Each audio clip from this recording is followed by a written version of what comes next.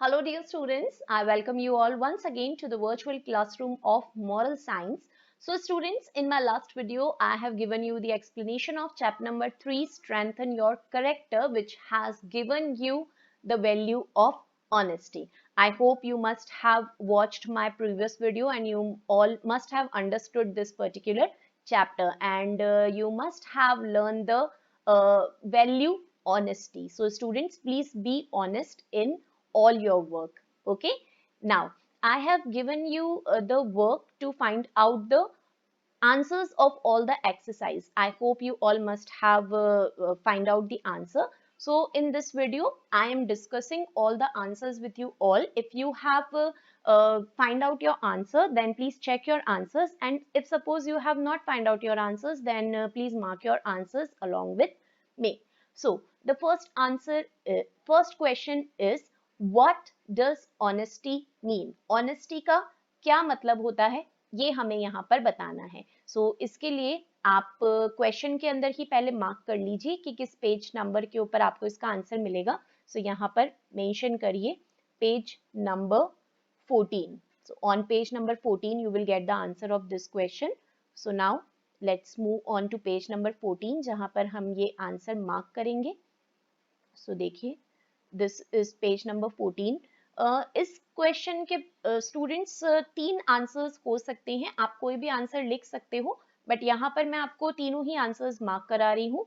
First answer इसका हो सकता है यहाँ पर, ऑनेस्टी मीन्स ट्रुथफुलनेस. ऑनेस्टी का मतलब होता है ट्रुथफुलनेस. जब हम बिल्कुल सच बोलते हैं तो वो भी कहलाती है ऑनेस्टी. सेकंड आंसर आप इसका लिख सकते हैं जस्ट इसके बाद में यहाँ पर गिवन है. देखिए इसी के आगे से, honesty means being free from all kinds of evil motive. जब हम किसी भी तरह का गलत काम नहीं करते हैं तो वो भी ऑनेस्टी कहलाती है. ठीक है. थर्ड आंसर भी इसके आगे से ही है. Honesty means being fair and sincere not only in our dealings with others but also being honest with ourselves. ठीक है. सिर्फ दूसरों के साथ में ही ऑनेस्ट नहीं, बट खुद के साथ में भी ऑनेस्ट रहना चाहिए. तो ये तीनों ही क्वेश्चन नंबर फर्स्ट के आंसर हैं. आप इन तीनों को ही मार्क कर लीजिए. So this is answer number 1. Okay, now let's move on to the next question, and it is, let's see what is the question. Yeah, so it is, what are the qualities of an honest person? एक honest person की क्या qualities होती है? So इसमें भी आप mention कर दीजिए पेज नंबर 14. इसका आंसर भी आपको पेज नंबर 14 पे मिलेगा students. So let me scroll to page number 14 to tell you the answer. So here यहाँ पर क्या क्वालिटीज होनी चाहिए ऑनेस्ट पर्सन की? सो देखिए, ऑनेस्ट पर्सन के अंदर क्या क्वालिटी होती है? And honest person is respected by all. तो ये उसकी क्वालिटी ही है, उसकी हर कोई रिस्पेक्ट करता है. He has a good position in the society, और उसकी सोसाइटी के अंदर बहुत अच्छी पोजीशन होती है. ओके, तो ये भी आंसर नंबर 2 है. आंसर नंबर 2 भी 2 है. यहाँ पर देखिए एक और है, an honest person is loved, appreciated and trusted by all. तो ये भी एक honest person की क्वालिटी है कि उससे सब प्यार करते हैं, उसकी सब रिस्पेक्ट करते हैं और उसके ऊपर सब ट्रस्ट करते हैं. तो यहाँ से भी आएगा क्वेश्चन नंबर 2 का आंसर. एंड एन से स्टार्ट करेंगे आप, एंड देन उसके बाद में an honest person is loved, appreciated and trusted bye all. हाँ, ऑल तक इसका आंसर हो जाएगा. तो यहाँ पर आप ब्रैकेट क्लोज कर दीजिए और यहाँ पर भी आप मेंशन कर सकते हैं answer number 2. So both are answer number 2 only. Okay, now इसके बाद में नेक्स्ट क्वेश्चन है हमारा question number 3. So let us scroll to the question and read what is the question. Question number 3 is, what kind of a boy was Basant? Basant किस तरीके का लड़का था? तो ये आपको मिलेगा ये आंसर भी पेज नंबर 14 पर. सो मार्क कर दीजिए, मेंशन कर दीजिए यहाँ पे page number 14 and let us scroll to page number 14. So page number 14 पे देखिए, यहाँ लास्ट में Basant was very hard working and an honest boy. तो बसंत कैसा लड़का था? वो बहुत ही हार्ड वर्किंग और ऑनेस्ट बॉय था. तो यहाँ से आप मार्क करेंगे बसंत से लेके बॉय तक. Okay, so mark it and then mention that this is your answer number 3. Yes, answer number 3. Okay, now let's move on to the next question, which is question number 4.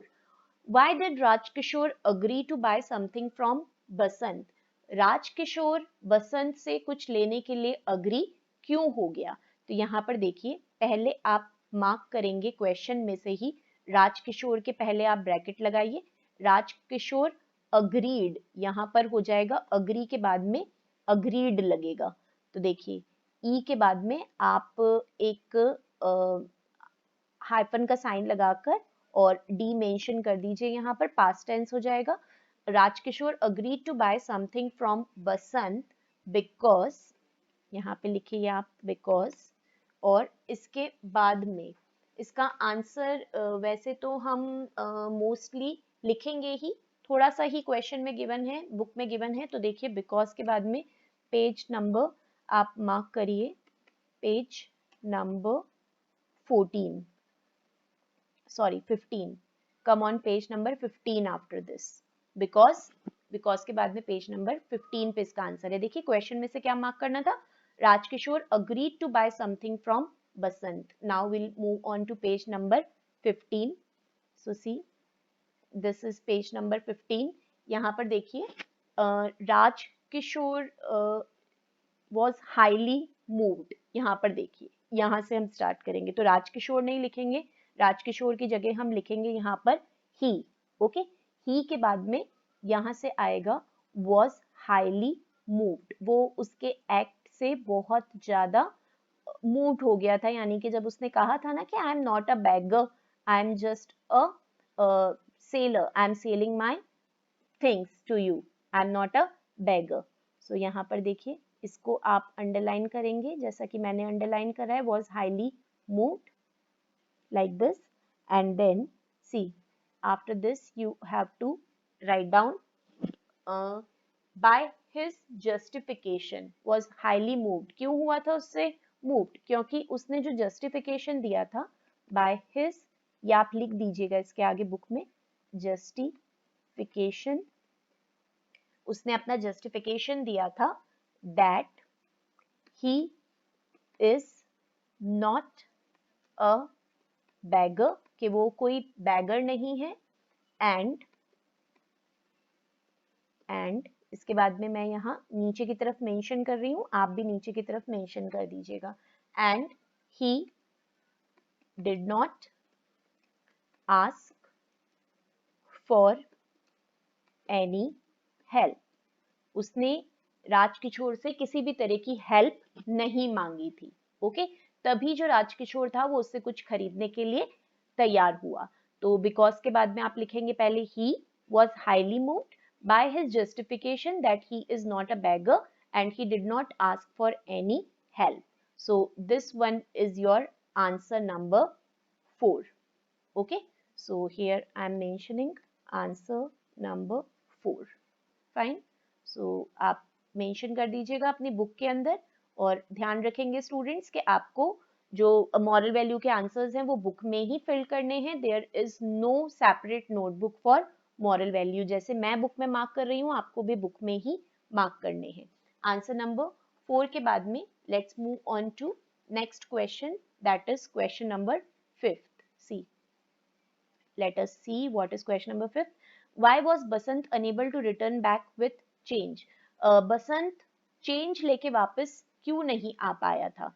तो इसमें भी हम पहले question में से mark करेंगे. तो यहाँ पर देखिए बसंत के पहले आप बनाएंगे ब्रैकेट, बसंत के बाद में हमें यहाँ पर इंसर्ट का साइन लगाना है, और बसंत इंसर्ट का साइन लगा के हम ऊपर लिखेंगे was. Basant was unable to return back with change. Change के बाद में आप मेंशन करेंगे बिकॉज. तो यहाँ पर आप मेंशन करिए because. Then come on page number 15. Page number here will be 16. Okay, so now let us move on to page number 16. See, because page number 16, so this is page number 16। यहाँ पर देखिए because के बाद में यहाँ से आएगा because, while, यहाँ पर हम एक वर्ड लिखेंगे वाइल, और वाइल के बाद में क्वेश्चन में से आएगा, यहाँ बुक में से आएगा वाइल क्रॉसिंग, देखिए while crossing the busy road, see, while crossing the busy road, he stepped on a banana peel and fell on the ground. Okay, तो जब वो बिजी रोड से क्रॉस हो रहा था तो उसका पाँव जो था वो बनाना पील पर पड़ गया and he fell on the ground. His leg was sprained severely, so he could not return back. तो इसी वजह से वो वापस लौटकर जो चेंज था वो नहीं लेकर आ पाया था। तो यहाँ पर आप कर देंगे बैक के बाद में ब्रैकेट को close.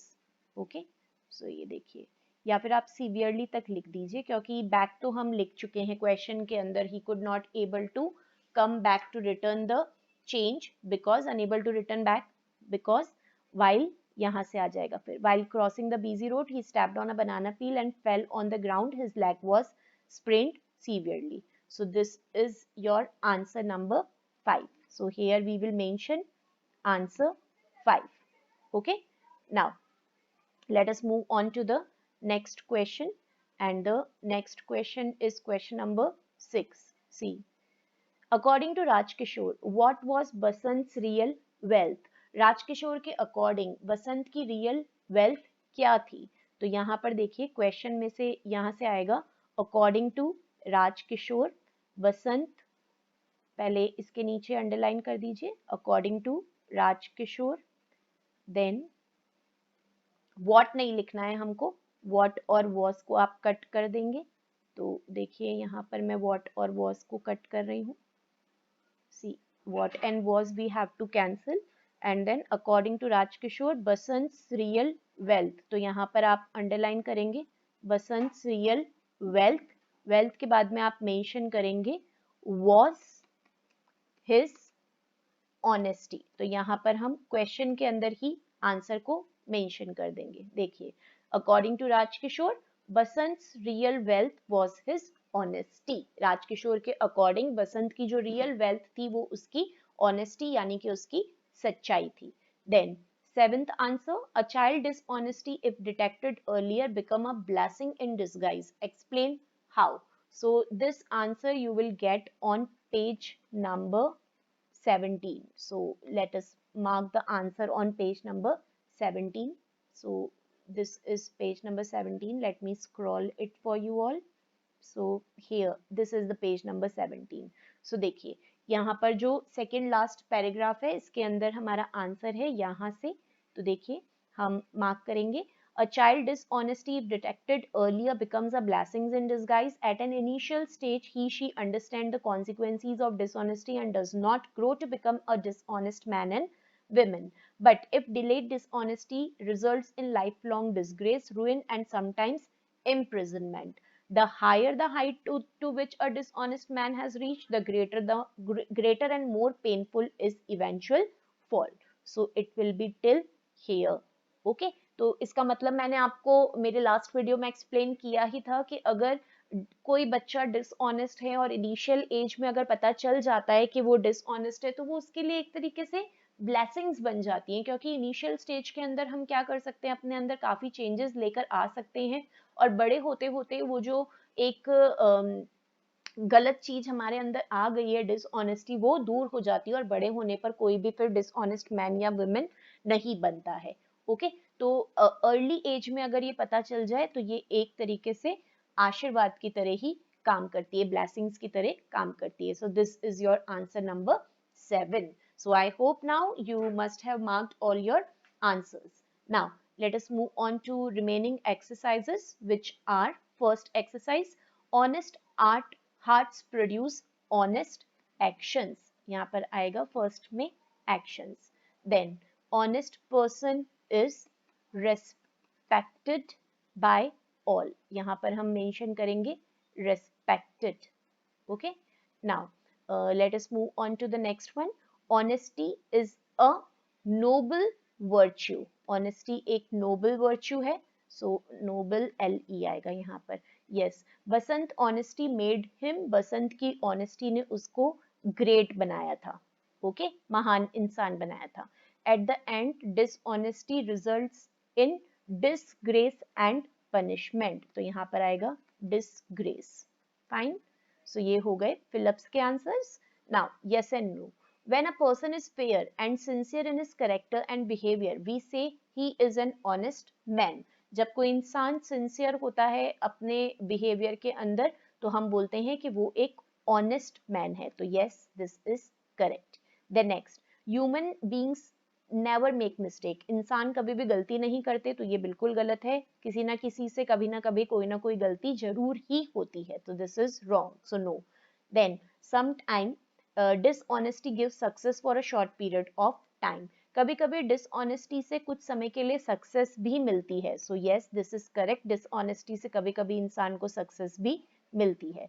Then next, Basant was lazy and a dishonest boy.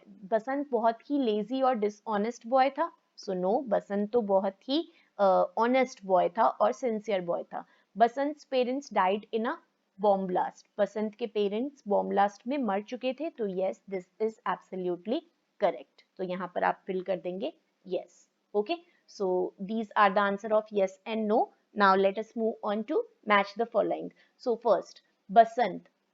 Basant was hard working and honest. तो यहाँ पर आ जाएगा हमारा 1 नंबर. देन प्रताप. प्रताप कौन था? प्रताप था बसंत का ब्रदर. तो यहाँ पर आ जाएगा 2 नंबर. देन राजकिशोर. राजकिशोर कौन था? Leader of labour union. Labour union का लीडर था. देन अमर सिंह. अमर सिंह राजकिशोर का सर्वेंट था. तो यहाँ पर आ जाएगा 5 नंबर. देन डॉक्टर वर्मा ने क्या किया था? बसंत को एग्जामिन किया था, यानी बसंत को चेक किया था. तो यहाँ पर आ जाएगा नंबर 5. सॉरी, सर्वेंट जो है वो नंबर 4 पर आएगा. तो यहाँ पर नंबर 4 और लास्ट में आ जाएगा number 5 with Dr. Verma examined Basant.